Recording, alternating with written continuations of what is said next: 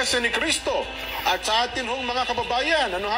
Dahil po dyan, mga kababayan at mga kapatid sa iglesia, ang mga kapatid po sa iglesia ay naghahanda, Nelson.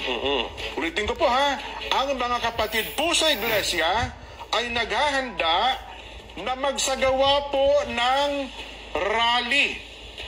Magsagawa po ng rally upang ipahayag sa lahat ng mga kinauukulan na ang Iglesia ni Kristo ay pabor po sa opinyon ng Pangulong Bongbong Marcos na hindi sumang-ayon sa isinusulong ng ilang sektor na impeachment dahil maraming problema ang ating bansa na dapat pong unahin ng ating pamahalaan.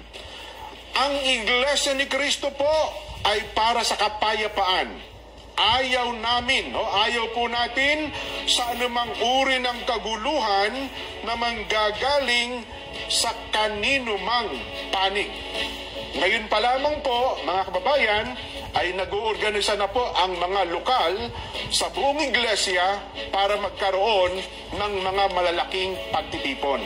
Nason, para ipakita po at ipahayag, ito pong binabanggit namin na pabor kami sa opinyon ng Pangulong Bongbong Marcos na no to impeachment.